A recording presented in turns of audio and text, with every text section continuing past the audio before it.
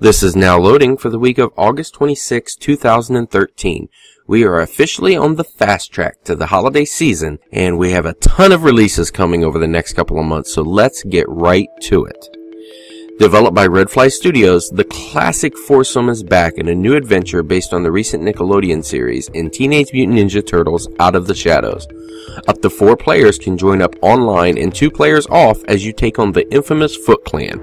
Now this is the final entry in Microsoft's Summer of Arcade promotion, which closes out the month of August, and it will also be released on Valve's Steam service this week.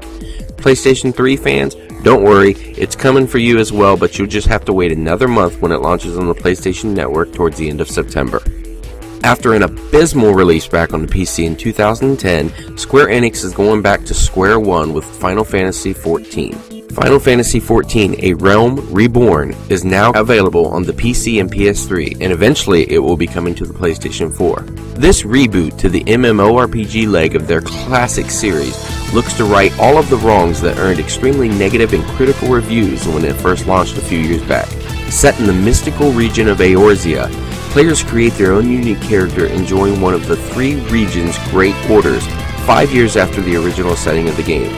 An apocalyptic event has drastically altered the physical and social structure of the land, and you must help your region rebuild while dealing with the impending threat of other empires looking to take advantage of your weakened state.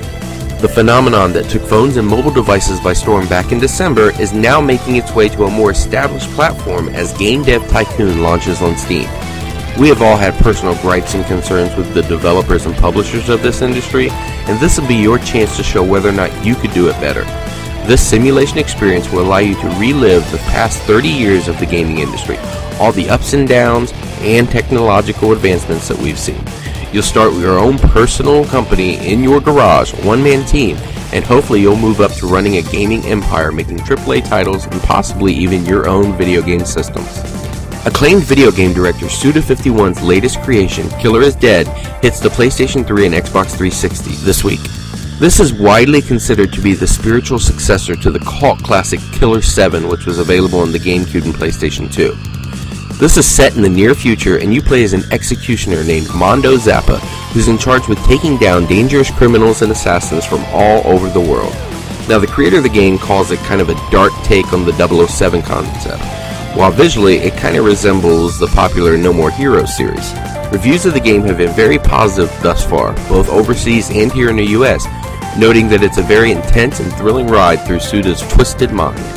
Konami's reboot to the Castlevania franchise is finally making its way to the PC this week as the company prepares for the highly anticipated sequel later this year.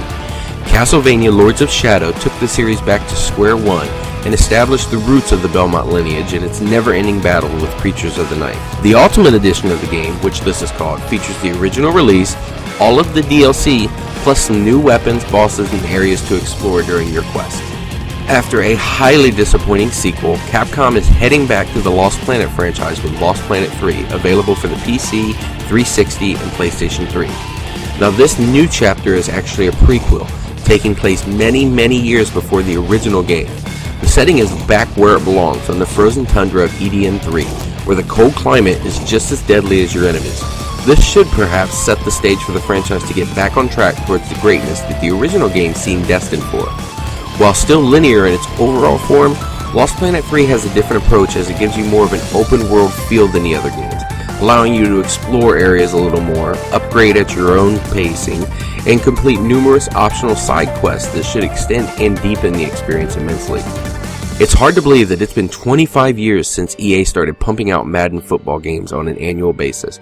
We're talking way back in 1988 with the release of John Madden Football on the personal computer, Commodore 64, and Apple II.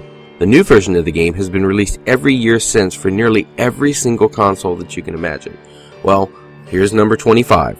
This year's version of the game is the first to utilize EA's new Ignite game engine, which promises more realistic action and animation than ever before. The reviews have been extremely positive, including our own over at Gaming Nexus, citing a great variety of modes and incredible depth to the gameplay both on and off the field. And as always, for more information on all these games and a whole lot more, make sure you head on over to GamingNexus.com.